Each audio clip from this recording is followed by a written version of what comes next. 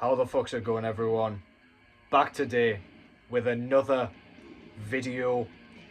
It's the one a lot of you seem to enjoy, but it's the one I like making the least.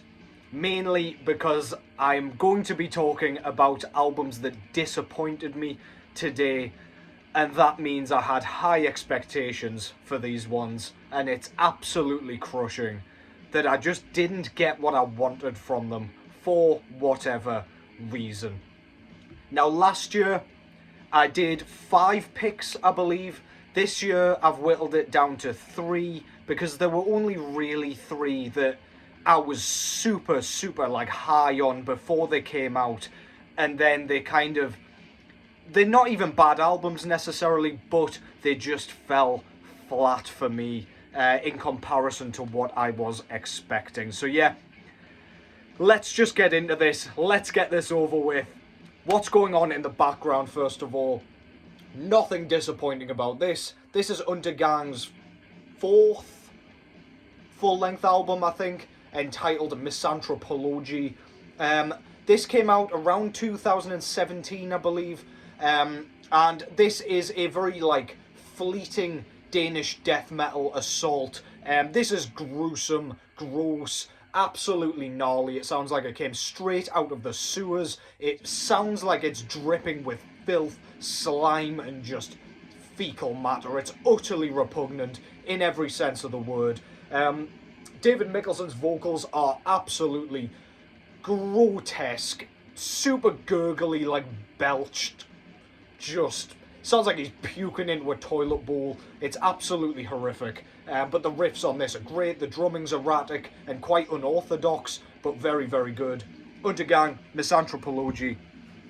Y'all know it already, I'm sure. I've shown that one plenty. Take a quick sip of water before we descend into depression. So the first album that I'm going to be talking about is one that I didn't even buy, which is, that wasn't even on my radar as being a possibility when I heard this band was coming out with a new album. But the band that I'm talking about here is Unto Others, with their 3rd full-length album entitled Neverland.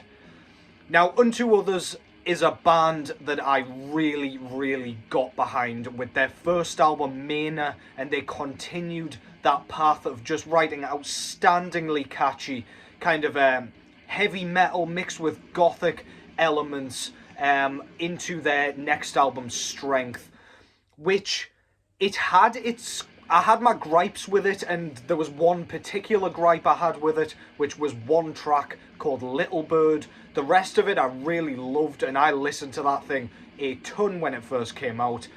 Neverland, I loved the singles that came out for this one. And I've really enjoyed quite a lot of the tracks on there. If we were going to be just talking about individual tracks here and bands that released unbelievable tracks, Unto Others would have been mentioned in amongst those. However, there is lots and lots of filler on this one for me. A lot of the melodies and the hooks aren't hitting me quite as hard. After a certain point at the beginning of the album, I know you can't say the unalive word on YouTube, I don't want this to get taken down or anything, but there is a track about that on here, and from that point on, things get a little bit patchy with a filler track and then something great again, another filler track. As I say, the melodies and things just aren't gripping me like they did on the previous 2 albums, and the vocal hooks, whilst they're brilliant on some tracks, on those filler tracks they're not elevating the tracks enough for me to get interested. I listened to it again just before I made this video, just so that I could make sure I wasn't being overly critical, to make sure I wasn't just not in the mood a few times when I listened to this. And man, no, my thoughts are the same. This is 50 minutes in length. If they trimmed this to a nice and trim 40 minutes or so, I'd have loved this album, I imagine, provided they trimmed the fat that I was not interested in. But I found myself checking the clock on this one. Really tedious to me. I'm hoping my opinion on this will change and you will see me buy this and show it on camera. Like, give it a chance. I did, and it's great. But at the minute, I just can't see it, man. It's so disappointing because I've loved everything they've done so far. But yeah, number 1, Unto Others, Neverland. These aren't in any particular order, by the way. My next one that I've picked is one that I did buy, and this nearly ended up on my top 20 albums of the year, despite it being disappointing. So you can take that however you wish. It sounds contradictory, but I was expecting this after their debut album to blow me away. I was expecting my tits to be gone and my dick to be on the floor, picking up my balls, having to reattach them. But alas, I just wasn't blown away, man. Sparagmos by Spectral Voice.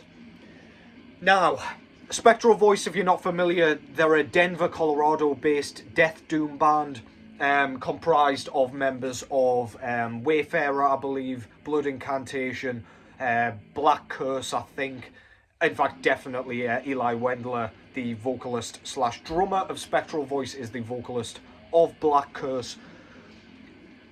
Their debut album blew me away, and I know it's a sluggish sort of genre. Death doom is like something that can go either way. It can be boring, it can be fantastic, depending on the songwriting, depending on certain specific elements that they might add to make things interesting, like synths or anything like that. Sparagmos creeps a bit closer to the funeral doom realm, which is a genre I do quite like. However, from Spectral Voice, it's not what I was wanting. I was wanting more of the catchy songwriting that they had on Eroded Corridors of Unbeing. I wanted some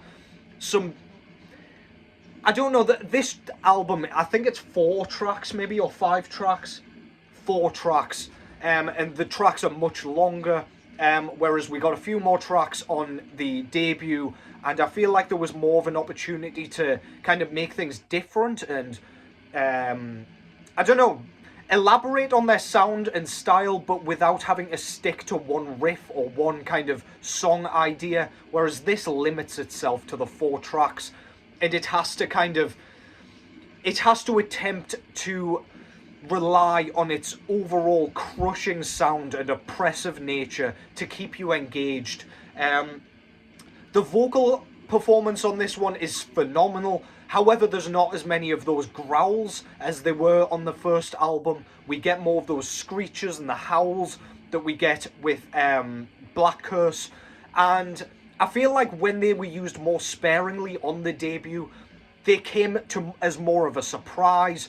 They were more memorable. It was more like, holy shit, where did that come from? Like, what sort of cosmic being is erupting these sounds from its larynx? But on this one, I feel like the surprising aspect's gone. There are some great riffs on this, don't get me wrong. There are some great transitions into slightly faster territories. We do get some really fast kind of blast beats on this one. But I do think in general this is slower, and as a result it's less what I was after from a Spectral Voice record. I was hoping that we're going to kind of, if anything, go more in the death metal kind of direction and path. But they went the other way, went even slower and even more atmospheric, which can work. And I think this album will grow on me. But just like when I first heard it to now, it's just so disappointing to go back to and be like, ah man, this could have been so good. This could have been better than the debut if I'd just gotten what I wanted. But obviously, they're not here to please me. So yeah, that is a painful one to put in here, because Spectral Voice undoubtedly has one of the most exciting death doom sounds in the modern sort of sound space, if you will, in my opinion. But yeah, that one just didn't grip me quite as much as I wanted it to. But again, by no means does that make it anything less than great. It is great. It's just, I don't know. I don't know, man. So, last but not least, because this isn't ranked, I've gone with Ulcerate's Cutting the Throat of God. New Zealand-based sort of I want to say, kind of experimental death metal outfit from, I've just said New Zealand, experimental death metal outfit with their 7th full-length album, I believe. I probably fucked up that entire sentence. I'm not going back now. You know what I'm trying to say. 7th album from New Zealand, Cut in the Throat of God, Ulcerate. So I loved Stare Into Death and Be Still. Even though this style of death metal isn't necessarily my favourite, I don't love the kind of relentless dissonance that bands like Ulcerate bring. It's in that kind of later Gorguts sort of style, or I guess Obscura onwards style, and it's not my style.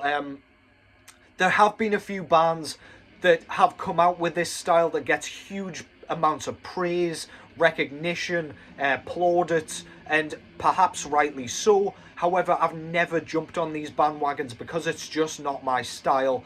I find it a bit too, in a similar way to like progressive death metal and progressive music in general, I find it too challenging to enjoy.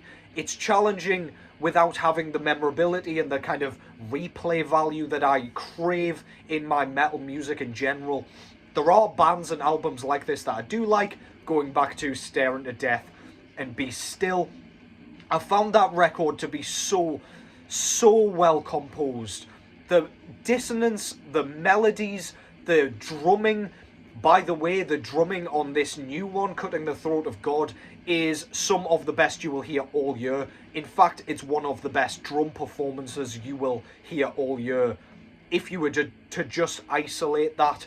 But as an album, I feel like they're trying to capture the same magic that they had on the last album. And for me, I don't think it works quite as well. I don't think they've managed to live up to that. The title track of Stare Into Death and Be Still had this stunning kind of broken down section towards the back end, where it kind of focused on a gorgeous melody, but not without that incredible drum sound to kind of keep it pumping forward, keep it moving, and kind of keep the tension building. I find that album to be like a complete just heart racer. It just builds and builds on your blood pressure until it kind of snaps, and then you get that payoff. This one tries to do that, and in certain moments they do manage to capture that, because it is their basal sound after all. It sounds like Ulcerate, and it sounds like Stare Into Death and Be Still Part 2, if you will. But for me, it just didn't capture my attention. It doesn't make me want to keep going back to it, and again, I will keep going back to it just to kind of persevere, just in case it is the style that I'm not in the mood for, because again, that can factor in very much so with sort of genres like that, or at least avenues of certain subgenres like that with me. But yeah, for now, it's disappointed me after such a great album prior. Yeah, I'm sure you will disagree with some of those. I kind of hope you do, just so I can have some kind of nice discussions in the comments below. But yeah, that concludes that. I was looking forward to getting this one out the way, just so I can talk about the good stuff of the year, the stuff I'm most excited to rave about passionately. Granted, I probably did just there because I'm passionate about these bands and projects.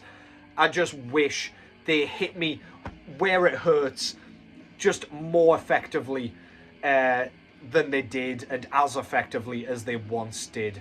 So yeah, that's not to say I won't be back to them. That's not to say they're not good and worth a listen. Please do, because there is lots of good stuff in amongst the 3 albums that I just mentioned.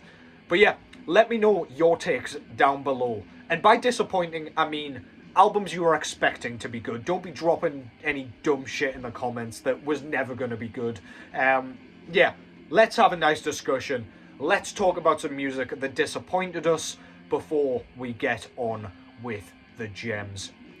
On that note, take care as always, and I will catch yous very soon in the next one.